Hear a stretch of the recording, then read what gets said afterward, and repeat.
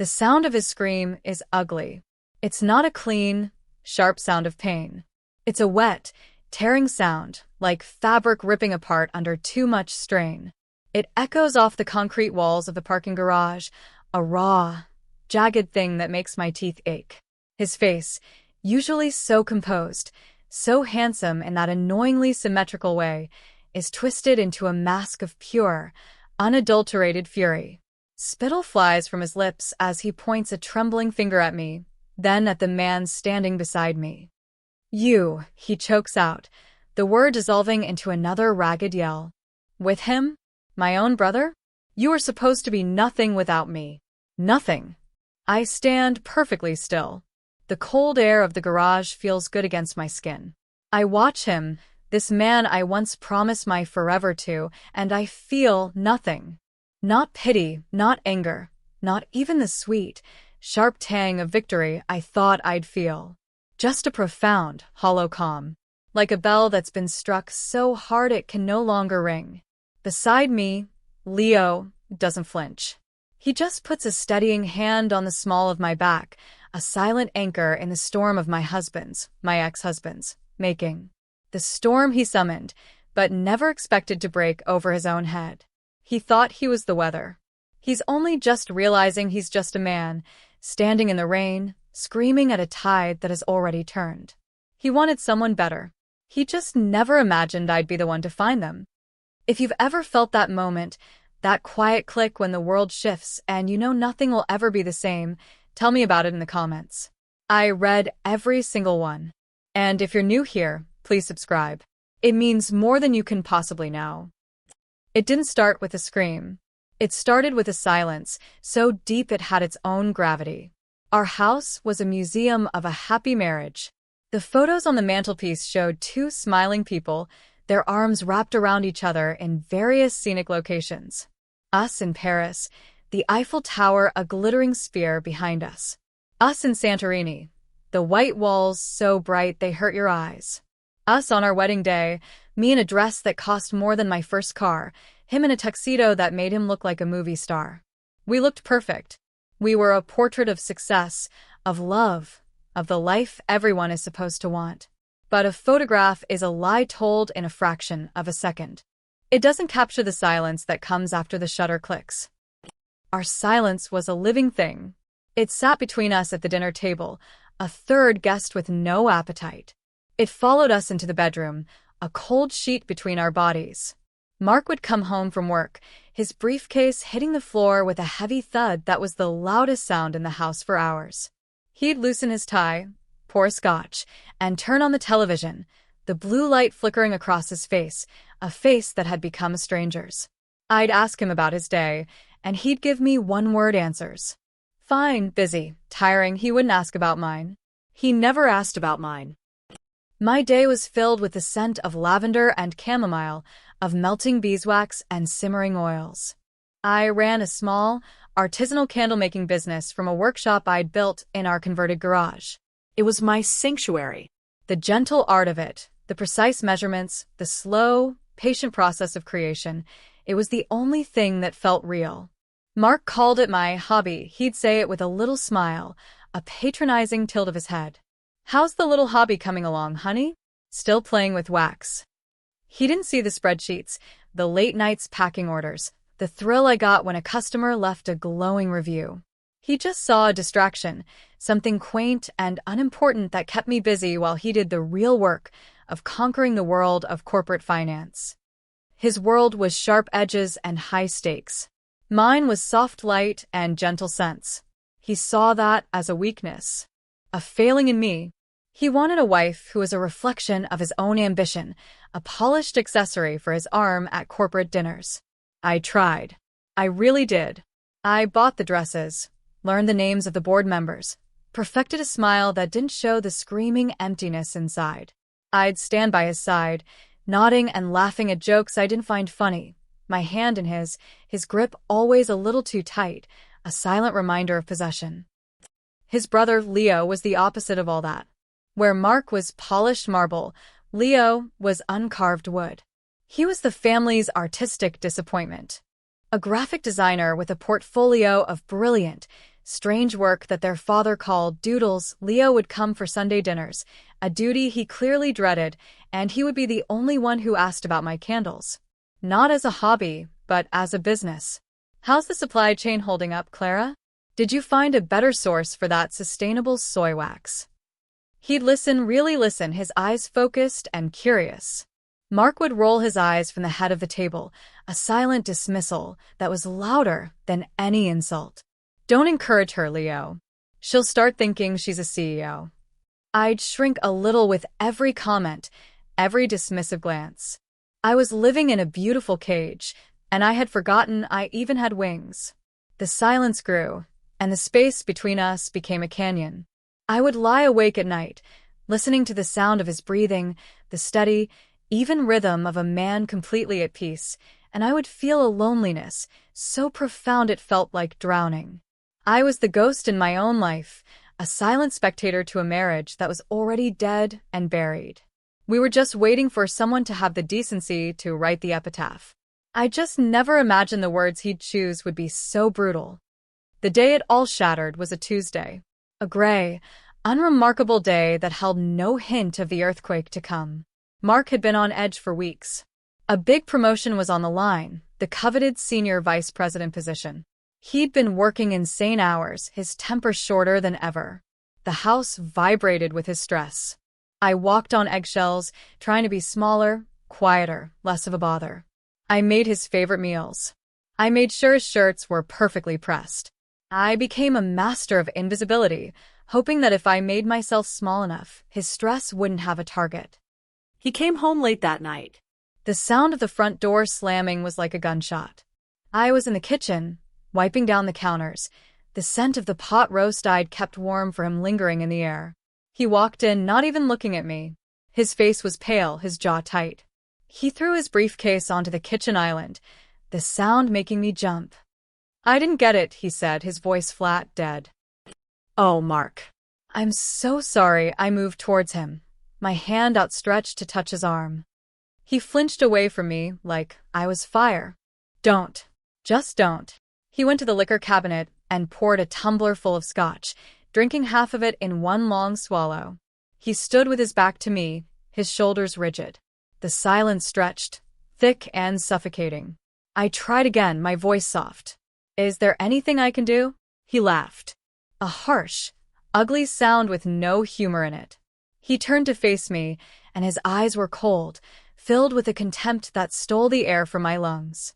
Anything you can do? Clara, you're the problem. You've always been the problem. I stared at him, confused. What are you talking about? This, he said, gesturing vaguely around the kitchen, at me, at our life. This whole domestic charade. You and your stupid little candle business. You're a distraction. You're not ambitious. You don't push me. You pull me down. Do you know what Henderson has? A wife who's a partner at a law firm. A powerhouse. She connects him with clients.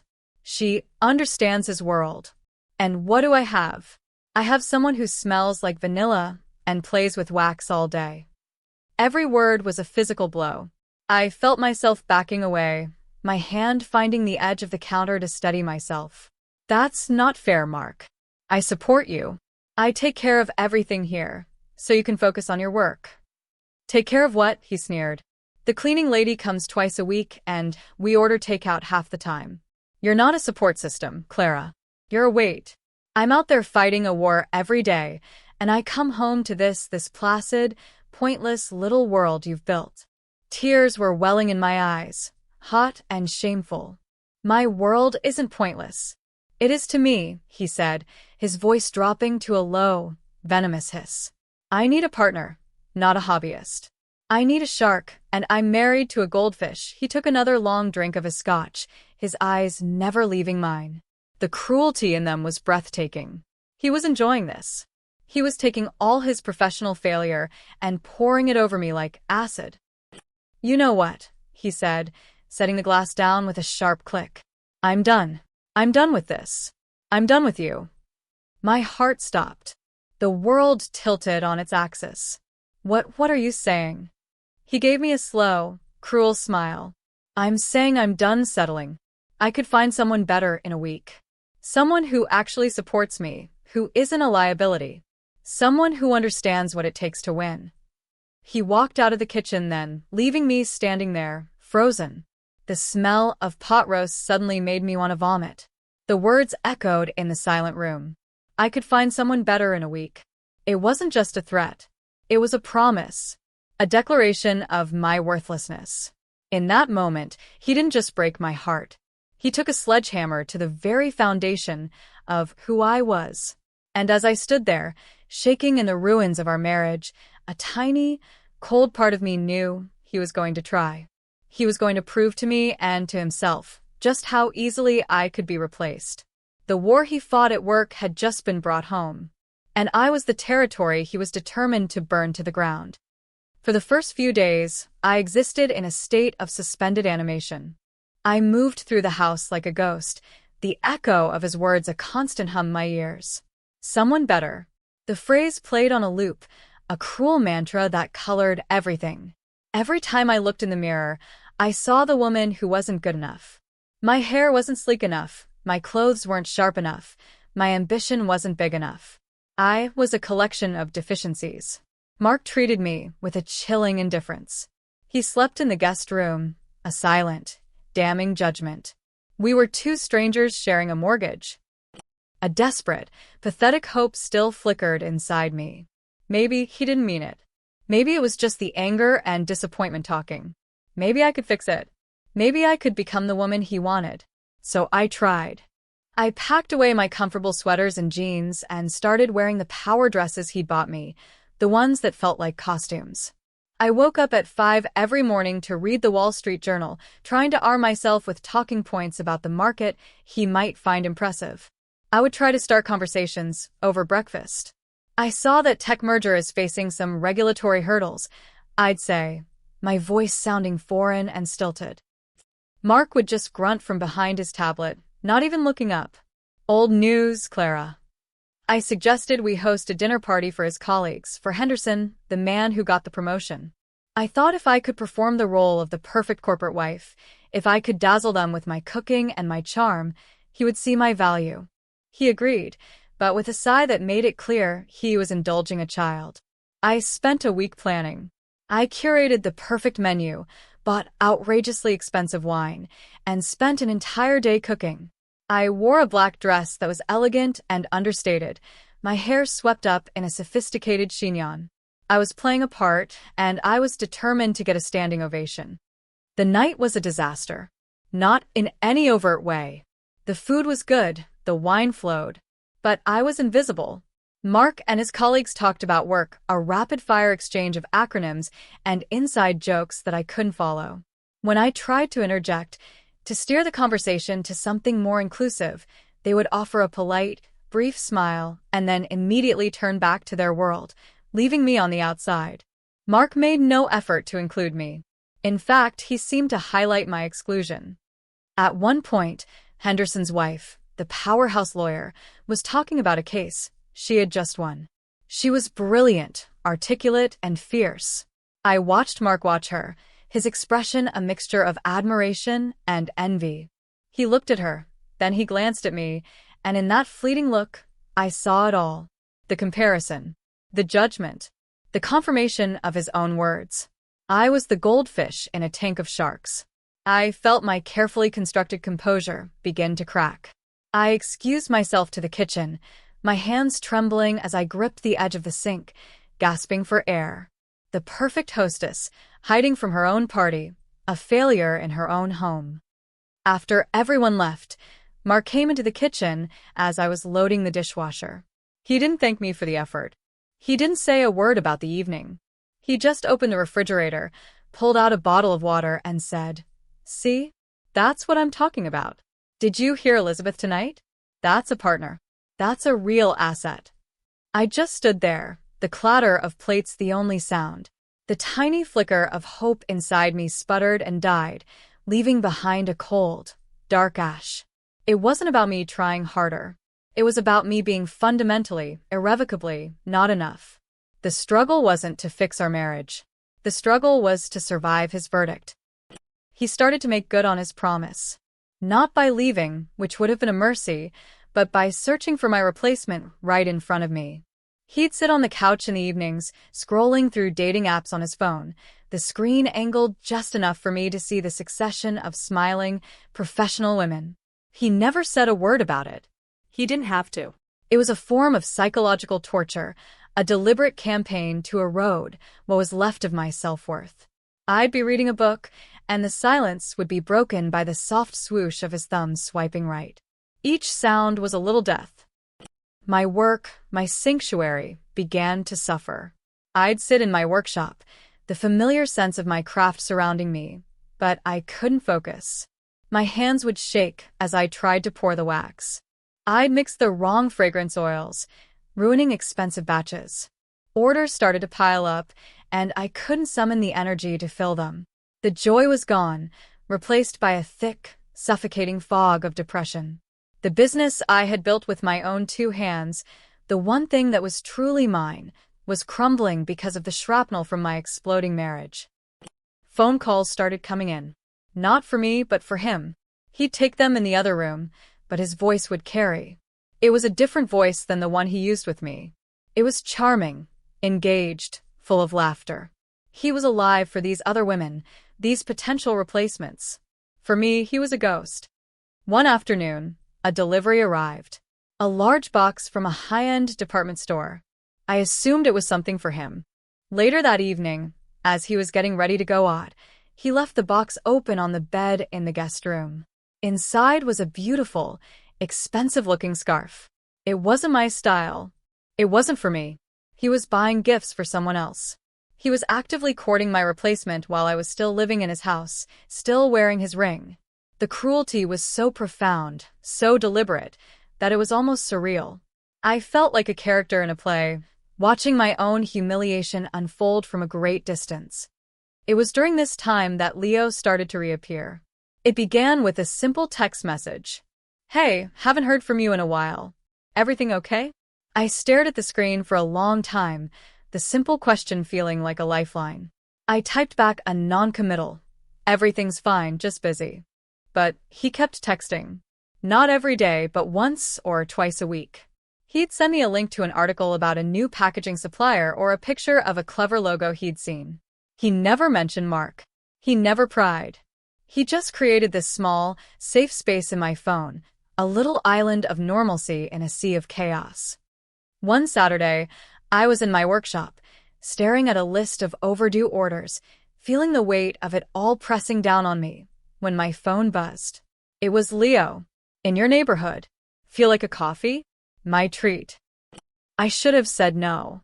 I should have stayed in my cave of misery. But the thought of a normal conversation, of seeing a friendly face, was too tempting. I agreed to meet him at a small cafe down the street. When I walked in, he was already there, a sketchbook open on the table in front of him. He smiled when he saw me, a genuine, warm smile that reached his eyes.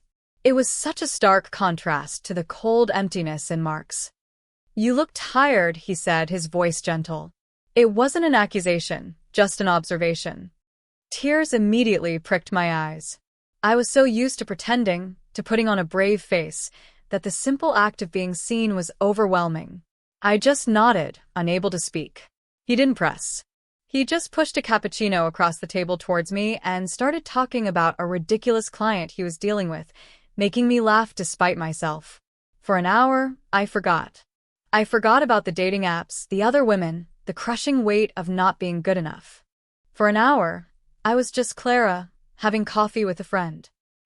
As we were leaving, he hesitated by the door. "Listen, Clara," he said, his expression serious. "I don't know what's going on with you and Mark. It's none of my business. But you seem like you're drowning. If you ever need someone to throw you a rope, just call. No questions asked." I walked home in a daze. His kindness was a shock to my system. It was a reminder of what real human connection felt like. It didn't fix anything, but it was a crack of light in the darkness. It was a reminder that I wasn't invisible. Someone saw me. Someone saw that I was drowning. And for the first time in a long time, I felt a flicker of something other than despair. It was a dangerous feeling. It was hope. The crisis deepened, as crises do. Mark's search for someone better escalated from a covert operation to a blatant campaign. He stopped hiding his phone. He'd leave it on the coffee table, message notifications from women named Jessica or Chloe from marketing, lighting up the screen. He started staying out all night, not even bothering with an excuse. He'd come home in the morning, smelling of another woman's perfume, and walk past me without a word, as if I were a piece of furniture. The house, once a silent museum, was now a haunted tomb, filled with the ghosts of his infidelity. My business was on the verge of collapse. I was missing shipping deadlines, my customer service emails went unanswered for days, and my creative spark was completely extinguished. The workshop, my former sanctuary, felt like a monument to my failure. Every unsold candle, every dusty jar, was a testament to how broken I was. I was losing the one part of my life that was mine, the one thing I had built myself. It felt like he wasn't just destroying our marriage, he was systematically dismantling my entire identity. My friends tried to help. They'd call, invite me out, but I'd make excuses. I was too ashamed. How could I explain the reality of my life? That my husband was auditioning my replacement while I quietly paid the electric bill? It was too humiliating. So I isolated myself, retreating further into the gray fog that had become my world. Loneliness became my constant companion. Leo continued his gentle check-ins. A text here, a funny meme there. He was a persistent, quiet presence on the periphery of my collapse. He never pushed, never demanded anything. He just kept the line of communication open, a single thread in a world that was unraveling. The breaking point, the moment the fog finally cleared and was replaced by a terrible, cold clarity, came on a Thursday night. Mark was out, as usual. I was trying to work, forcing myself to pack a few orders, the sticky tape and cardboard a poor distraction from the roaring emptiness in my chest. Around 11, Mark's phone, which he'd left on the kitchen counter, began to ring. The screen lit up with a name, Dave, his best friend from college. I ignored it. It rang again, and again. On the fourth try, a feeling of dread washed over me. What if something had happened? What if there was an accident? My hand trembled as I picked up the phone and answered it. Hello. Mark, buddy. Where are you? I thought you were coming over to watch the game. It was Dave, his voice loud and cheerful. It's Clara, I said, my own voice a weak whisper. Mark's not here. There was a pause on the other end of the line. Oh. Hey, Clara. Sorry, He told me he was staying in tonight. We were supposed to hang out. My blood ran cold. He went out a few hours ago, I said, the words tasting like ash. He said he had a work dinner. Another pause, this one longer, more awkward. A work dinner? On a Thursday? Huh. That's weird. Dave was a terrible liar. I could hear the discomfort in his voice, the frantic backpedaling. He knew where Mark was. And he knew Mark had lied to me about it. Dave, I said, my voice dangerously quiet. Where is he? He stammered, making vague excuses. I don't know, Clara. Probably just got held up. You know how he is with work. But then, I heard a voice in the background on his end. A woman's voice, laughing. And then another sound. Mark's laugh. It was unmistakable. That full, genuine laugh he never used with me anymore. He wasn't at a work dinner. He was at his friend's house. With other people. Lying to me about it. My heart was pounding, a frantic drum against my ribs. I don't know what possessed me, but a new, cold resolve settled over me. I hung up without saying another word. I walked out of the house, got in my car, and drove to Dave's address, which I knew by heart from years of holiday parties. His house was in a quiet suburban cul-de-sac. I parked down the street, my engine off, the car a dark, silent pod. The house was lit up. Through the large picture window, I could see a small group of people in the living room. Dave, his wife, another couple, and Mark. And sitting next to Mark on the sofa, her head tilted towards his, was a woman I didn't recognize. She was beautiful, with long, dark hair, and she was laughing at something he'd just said. As I watched, he reached out and casually tucked a strand of that hair behind her ear. It was an intimate gesture. A familiar gesture. The kind of thing he used to do for me. I should have felt a surge of pain, of jealousy, of rage. But I didn't. I felt nothing. It was like watching a movie about someone else's life. The grief I had been carrying for months had been so heavy, so all-consuming, that it had finally burned itself out. And in its place was a chilling, absolute certainty. The woman I was, the woman who loved Mark, the woman who would have done anything to save her marriage, was gone.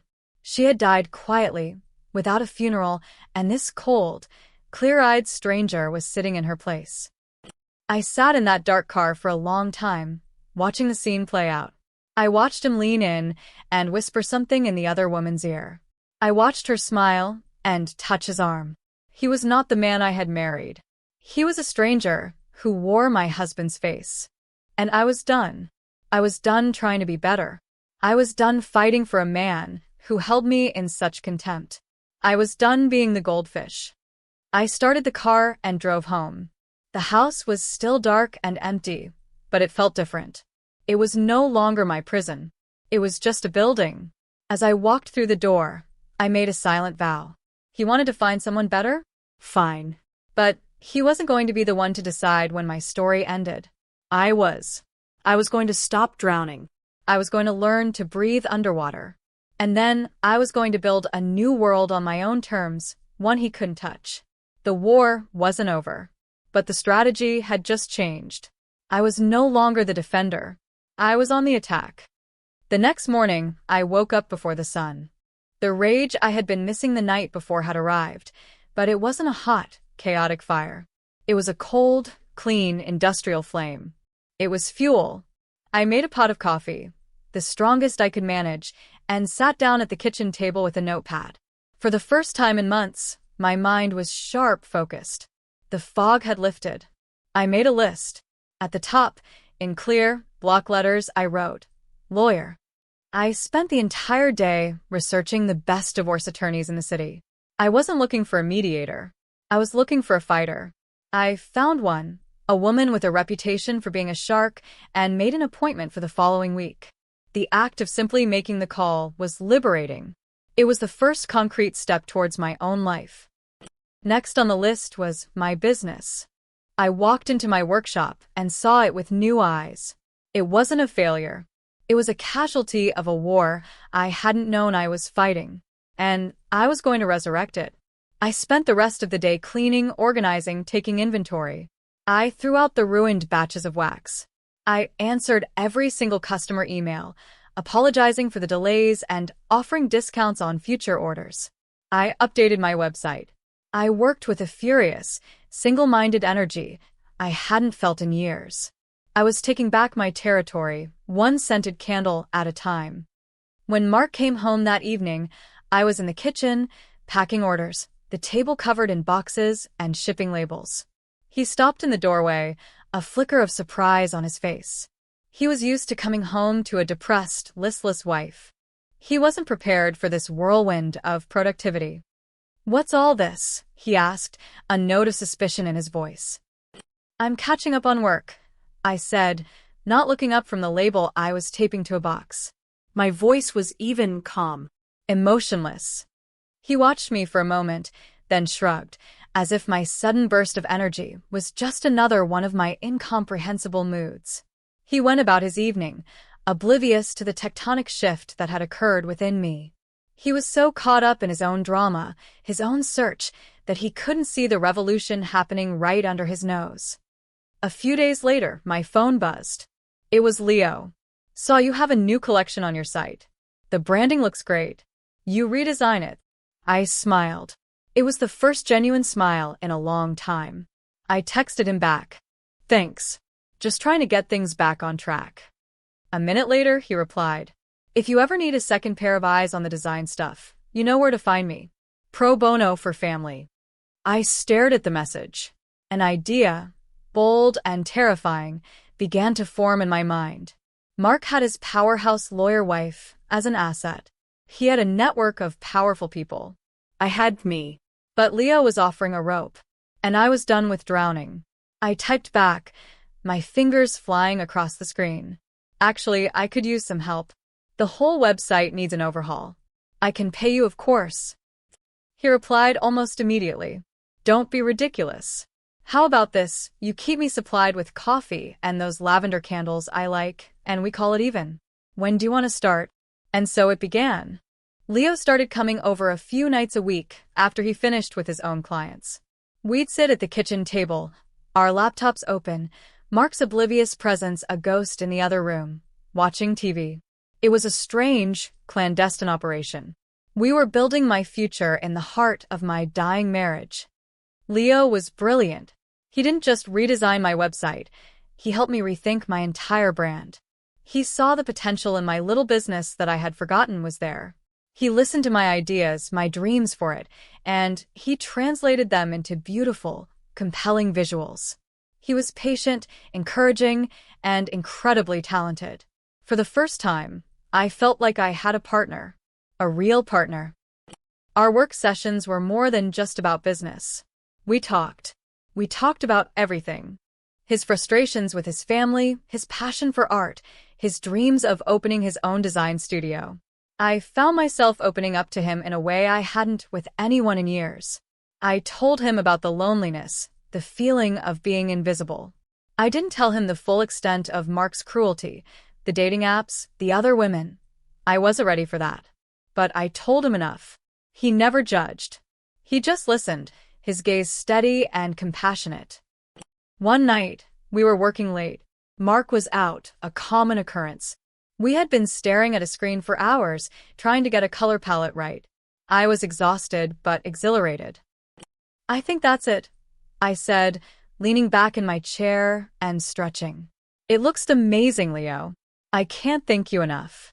It's all you, Clara, he said, closing his laptop. I'm just the font guy. You're the one with the vision. He looked at me, his expression unreadable. He's a fool, you know. I knew who he meant. I just nodded, a lump forming in my throat. He's my brother and I love him, but he's a fool, he continued, his voice quiet. He's so obsessed with chasing the next big thing, the next promotion, the next shiny object, that he has no idea what he has right in front of him. He's been like that since we were kids. It was the first time he had ever spoken about Mark like that.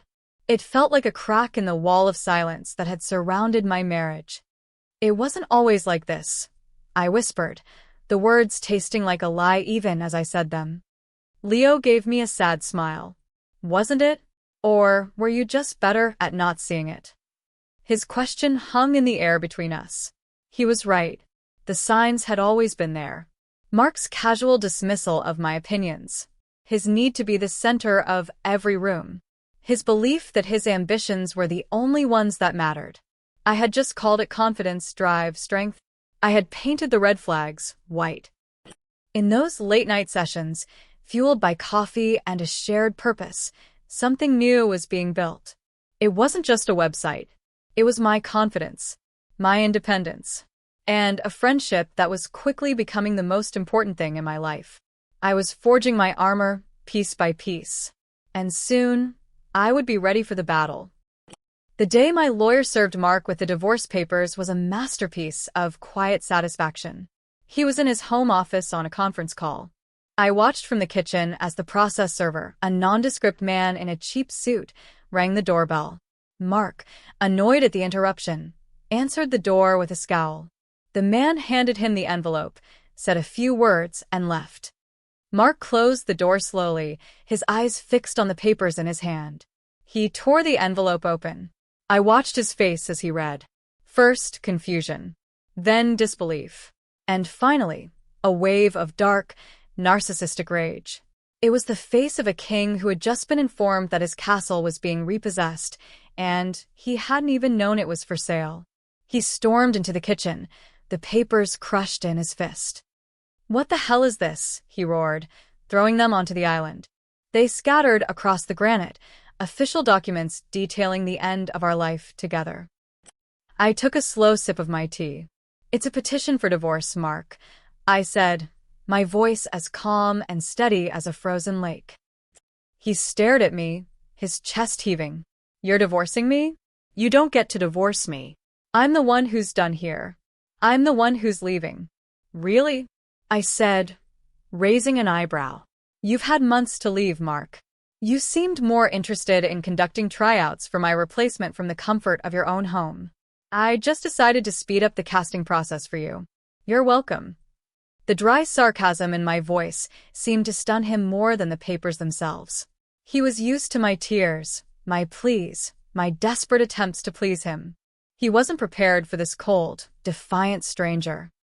"You can't do this," he sputtered. "What are you going to do without me? You'll have nothing." "I have my business," I said. He actually laughed, a bitter, condescending sound. "Your little candle hobby? That's not going to pay the mortgage on this house, Clara. You're going to come crawling back to me in a month." "We'll see," I said, turning my attention back to my tea. The dismissal, the absolute lack of emotional reaction from me, was driving him insane. He needed me to be hysterical. He needed me to be a wreck. My composure was robbing him of his power. His rage quickly curdled into a different strategy, pathetic pleading. He tried to backtrack, to soften. "Clara, honey, come on. We're just going through a rough patch. I've been under a lot of stress. I didn't mean the things I said." It was almost comical. The whiplash from his fury to this fake, saccharine contrition was breathtaking. He wasn't sorry for what he did. He was sorry he got caught. He was sorry he had lost control of the narrative. "You meant every word, Mark," I said, finally looking him in the eye. "And I heard every single one of them. The difference is I finally believe you." The divorce proceedings began, and they were as ugly as I had anticipated. Mark's initial shock wore off and was replaced by a stubborn, vindictive fury. His ego was profoundly wounded. In his mind, he was the prize, and I had dared to walk away from the competition. So, he decided to punish me. He fought me on everything. He tried to claim I was emotionally unstable. He tried to argue that our prenuptial agreement was invalid. And most viciously, he came after my business. He claimed that because I had started it during our marriage, he was entitled to half of it. He argued that he had provided the seed money for it, a laughable claim, as I had started it with a few $100s of my own savings. He belittled it in front of the lawyers, calling it a trinket-making hobby, but in the same breath, he demanded 50% of its value. It was never about the money. It was about control. It was about trying to break the one thing I had that was truly mine. My lawyer, the shark I had hired, was unfazed. She was methodical, patient, and ruthless. But it was a draining, expensive battle. The legal fees were piling up, and Mark's strategy was to bleed me dry, to force me to give up. There were days when I felt the old despair creeping back in. Days when I wondered if he was right, if I really could survive without him. Throughout it all, Leo was my rock. Our work on the business continued, a parallel track to the destruction of my old life. The new website launched, and the response was immediate and overwhelming. Orders poured in.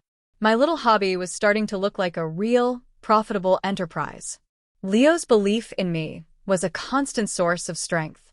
He'd sit with me after a brutal call with my lawyer, letting me vent, always reminding me of what I was fighting for. Our friendship deepened into something more, though neither of us dared to name it. It was a slow, gentle burn. A shared look across the kitchen table.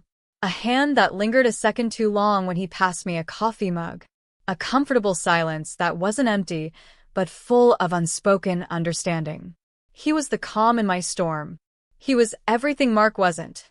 Kind, supportive, present. He saw me. The real me. Not the reflection of his own ambition, but a person with her own dreams, her own strengths. One evening, after a particularly grueling day of depositions where Mark's lawyer had tried to paint me as an incompetent, emotional wreck, I was at my breaking point. I was sitting in my workshop, surrounded by the evidence of my success, but feeling like a complete failure. Leo found me there, my head in my hands. He didn't say anything. He just pulled up a stool, sat beside me, and waited. He's going to win, I whispered, my voice thick with unshed tears. He's going to take it all, just to prove he can. Leo was quiet for a long moment. Then he said, my father gave us both a trust fund when we graduated from college. It wasn't a huge amount, but it was supposed to be a nest egg. For a down payment on a house, or to start a business. I looked up at him, confused by the sudden change of topic. Okay. Mark used his to launch his career, he continued, his eyes focused on something far away. He invested it, made some smart moves, and turned it into the foundation of his wealth. He always told everyone it was a bank loan he got on his own merits. The self-made man. It's a huge part of his professional identity. What happened to yours? I asked. A shadow passed over Leo's face. It disappeared. When I asked my father about it a few years later, he was vague. He said Mark had managed it for me, that there had been a market downturn, and it was gone. He told me not to worry about it, that Mark was the financial genius, and I should stick to my doodles. I was young, I didn't understand finance, so I let it go. But it never sat right with me. He paused, then turned to look at me, his gaze intense. A few years ago, I was helping my parents with some old paperwork. I found the original trust documents and the bank statements. There was no market downturn, Clara. There was a wire transfer. The entire contents of my trust transferred directly into Mark's personal brokerage account a week before he made the brilliant investment that launched his career. The air in the workshop grew thick and still. I stared at him, the implication of his words slowly dawning on me. He stole from you, I whispered. He stole your nest egg and used it to build his own. And he built his entire professional reputation on the lie that he did it all himself. Leo finished, his voice grim. He didn't just screw me over. He built his castle on a foundation of fraud. A fraud against his own brother. He reached into his bag and pulled out a manila folder. He slid it across the workbench to me. My hands were trembling as I opened it. Inside were copies of the documents. The trust agreement. The bank statements. The wire transfer confirmation. It was all there. A clear, undeniable paper trail of deception. He's trying to take your business, the one you built from nothing, with your own 2 hands, Leo said, his voice cold with a long-suppressed anger. While his entire career, his entire identity, is built on a theft. It seems ironic. I looked at the papers, then at Leo. This was more than just leverage. This was a bomb. Mark's entire persona, the self-made financial wizard, the shark he so admired, was a complete fabrication. If this came out, it wouldn't just be embarrassing.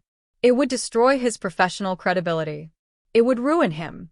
A slow, cold smile spread across my face. Mark had wanted a shark.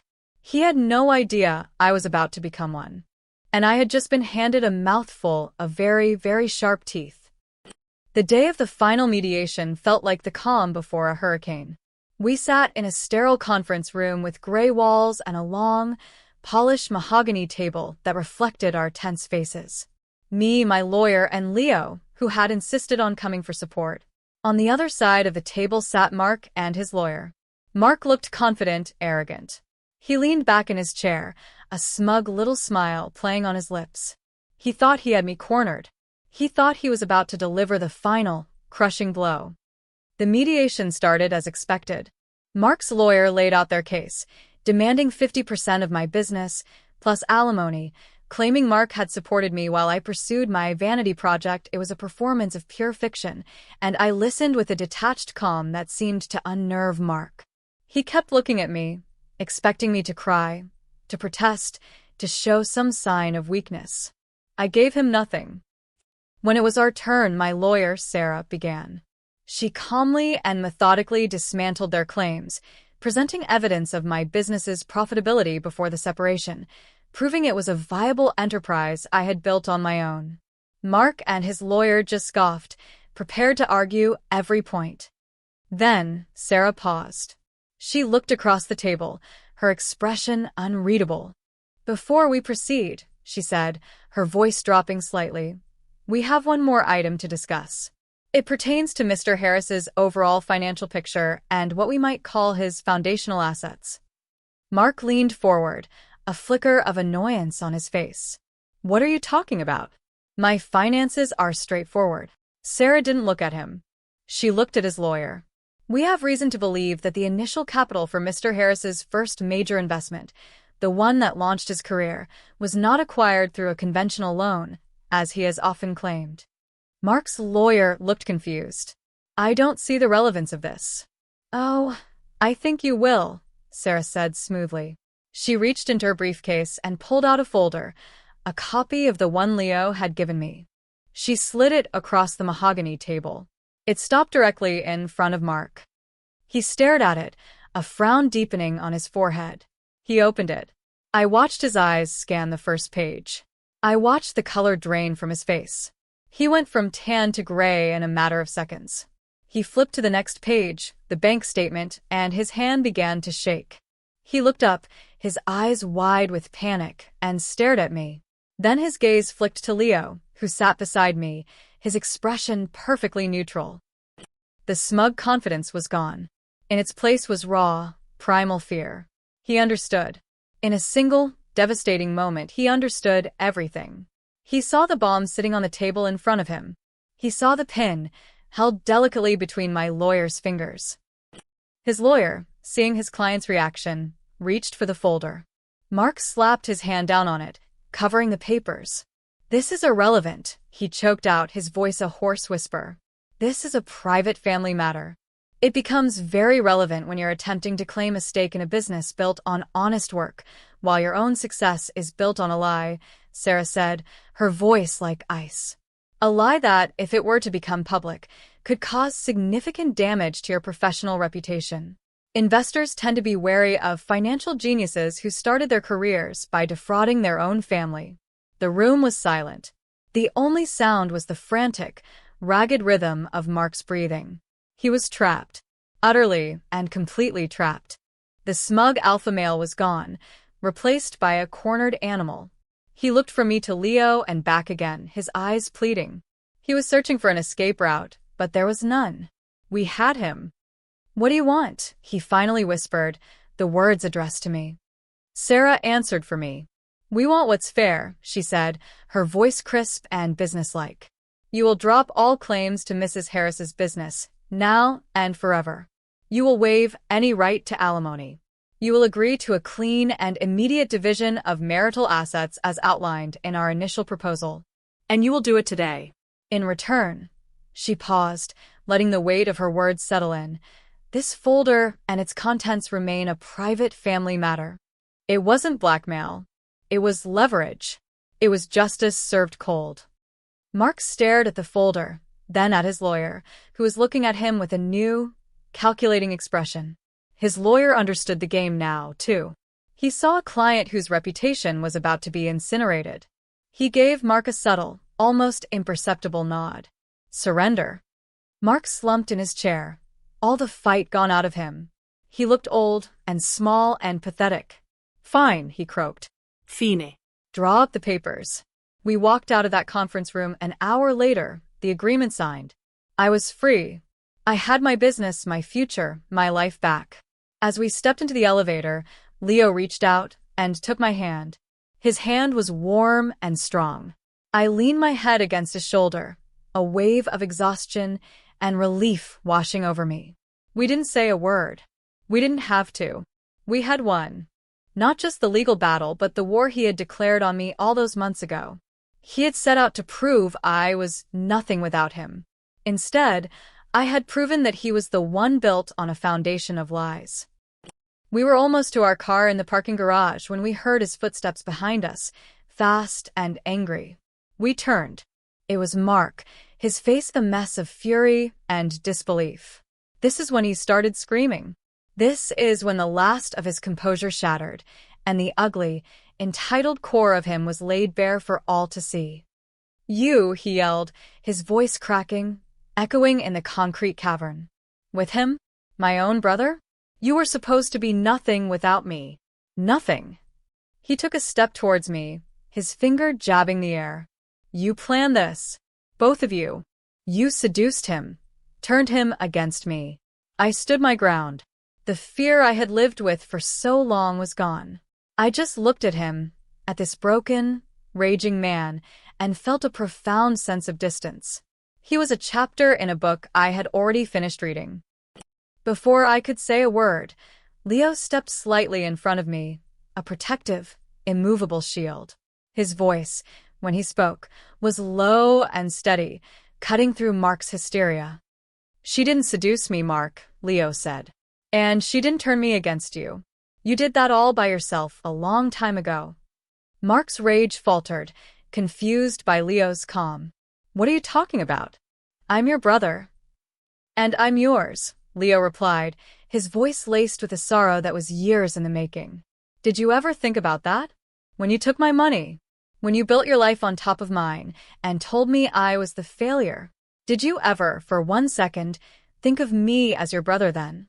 Mark flinched, as if he'd been struck. The accusation, spoken aloud for the first time, hit him with the force of a physical blow.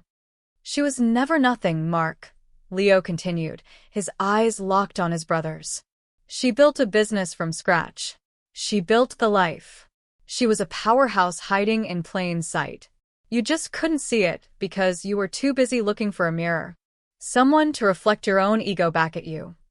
Mark's rage collapsed like a punctured lung. The screaming stopped, replaced by a desperate, sputtering sound. He looked at me, at the woman who was supposed to be a ruin, and saw a fortress. He looked at his brother, the family disappointment, and saw the architect of his defeat. He saw a team, a partnership, the very thing he claimed he wanted, but had no idea how to recognize. He had no words left. His arsenal of cruelty and intimidation was empty. He just stood there, breathing heavily, his face pale and slack.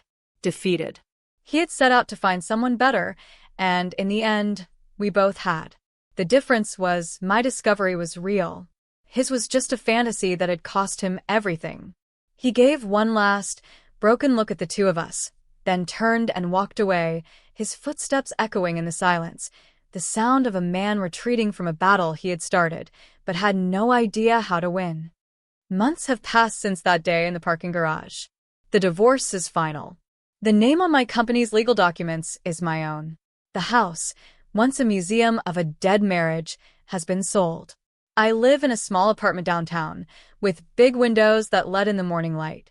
It's filled with the scent of my work, of lavender and eucalyptus and sandalwood. It smells like peace. It smells like me. The business is thriving beyond my wildest dreams. We, and I say we because Leo is now my official business partner, have moved out of the garage and into a proper studio. We hired our first 2 employees last month.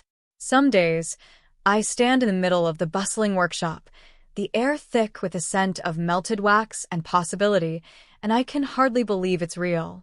The thing he called my little hobby is now a brand, a community, a life. My life. My relationship with Leo is a quiet, steady flame. It's not the wild, consuming fire I thought love was supposed to be. It's a gentle warmth that makes you feel safe. It's built on late-night conversations and shared laughter. It's built on respect. He celebrates my victories as if they were his own, and he holds my hand through the uncertainties. He sees all the parts of me, the strong and the fragile, and he doesn't try to change a single one. He doesn't need me to be a shark or a powerhouse. He just needs me to be Clara. With him, I finally feel like that's more than enough. Sometimes I think about Mark. I don't feel anger anymore or even pity. I just feel a kind of sad detachment. I hear things through the family grapevine.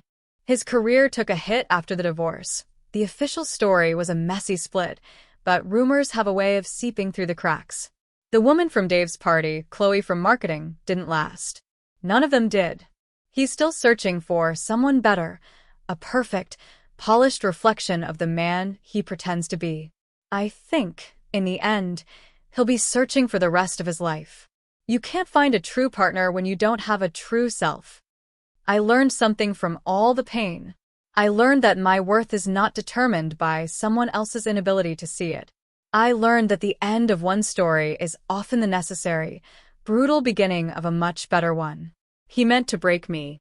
He meant to discard me and prove how easily I could be replaced. But he did something else instead. He inadvertently set me free. He was the catalyst that forced me to find my own strength, to rebuild myself from the ashes, stronger and brighter than before. He thought he was the author of my story. He was just a villain in the first chapter. And the rest of the book is mine to write. If this story hit close to home, if you've ever had to rebuild from the ground up, I'd love to hear your version. Thank you for being here with me. Subscribing helps bring more of these stories to life.